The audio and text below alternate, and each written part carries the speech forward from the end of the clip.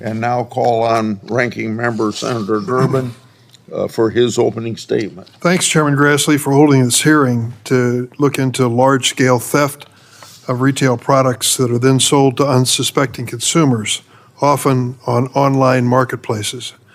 This is not a new problem. Back in 2008, I met with Home Depot. They told me the story about a drill that they sold exclusively that was being found for sale new in the box and at a discount by sellers online. It had to have been stolen some part of the manufacturing or sales process. And it wasn't just tools. This was and still is happening in all kinds of products, all kinds of stores, including cosmetics, electronics, clothes, over-the-counter drugs, toys, and as the chairman said, food and other things. I remember when the CEO of Walgreens came in to see me, based out of Illinois, and I said, now why do I have to call a clerk at your drugstore when I want to buy underarm deodorant so they can unlock the shelf and I can buy the underarm deodorant? Are these so precious that they have to have special surveillance and guarding?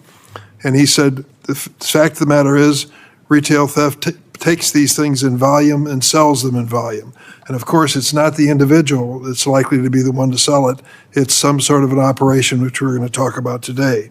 This is a problem that affects everybody. Higher prices, lost jobs, and lost community investment when shops that can't keep up with the rising cost of theft are forced to close their doors. I've worked on this issue for a long time. As chairman of the committee years ago, I held a hearing on cleaning up online marketplace to protect consumers from stolen, counterfeit, and unsafe goods. Not long after Congress passed my Informed Consumers Act, bipartisan bill I introduced with Senator Bill Cassidy, Republican of Louisiana. This law requires online marketplaces to collect, verify, and disclose information about high-volume sellers who offer new or unused consumer products for sale on the platform. Remember that Home Depot drill that I talked to you about earlier? When they found out that it was being sold online and clearly had been stolen, they contacted the online operation and said, this is a stolen product, there's no doubt about it. And the online operation said, so what? That's not our responsibility, that's somebody else's. Well, this bill, the Informed bill, changed that. The Informed Consumers Act is guided by three principles: verification, transparency, and accountability. If someone's going to sell large volume of goods online on a marketplace, they should tell the marketplace who they are. Home Depot couldn't figure out who was selling these drills. The online operation wouldn't identify their user. The sellers should be verified. Second, if a product sold online turns out to be a fake, stolen, or dangerous, consumers should be able to report it and find the seller. And the marketplace must ensure the seller can't just disappear and pop up later with a new account name.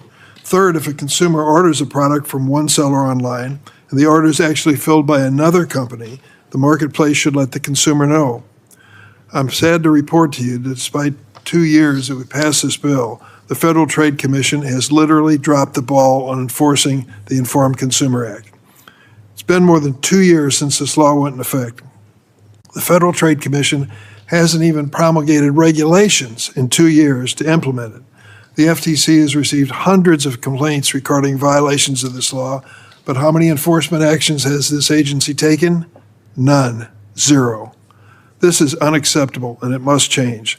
The Federal Trade Commission has to step up and enforce the law that we passed and the President signed. In the meantime, state and local governments have stepped up their efforts. In May, in my home state of Illinois, Cook County Regional Organized Crime Task Force brought together more than 100 law enforcement agencies and 30 major retailers for a crackdown that resulted in hundreds of arrests across 28 states. That is a success we must build on. Federal law enforcement also has an important role to play, but we must acknowledge this administration has announced different priorities. Instead of combating crimes like I described, the Trump administration has diverted critical resources toward the president's mass deportation agenda. Homeland Security Investigations, better known as HSI, plays a leading role in combating criminal networks and organized crime, including organized retail theft. But under this administration, HSI has been diverted toward rounding up immigrants, many of whom pose no threat whatsoever to this country. According to one recent report, and I quote, HSI supervisors have waived agents off new cases so they have more time to make immigration enforcement arrests. One veteran agent said, "No drug cases, no human trafficking, no child exploitation. It's infuriating." Instead, he said, HSI is, quote, "arresting gardeners." These are not the actions of an administration serious about combating crime. Diverting federal resources endangers Americans and leaves us less equipped to target and disrupt criminals, like those organized in organized retail theft. We have to have an open and honest discussion about the role of the federal government in reducing organized retail crime. I look forward to that dialogue today. Thank you, Mr. Chairman. Thank you.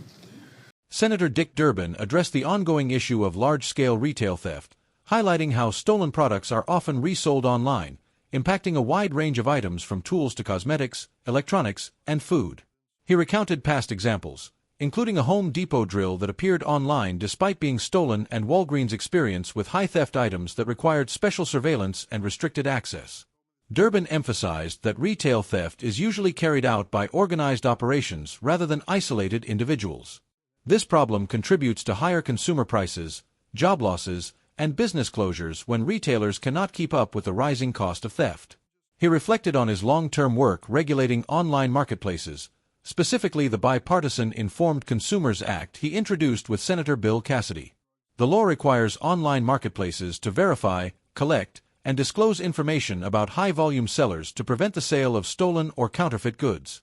Its guiding principles are seller verification, transparency for reporting unsafe or stolen products, and accountability when orders are fulfilled by third parties rather than the listed seller.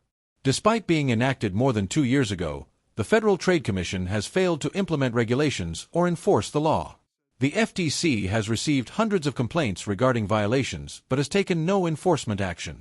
In contrast, state and local governments have stepped up their efforts.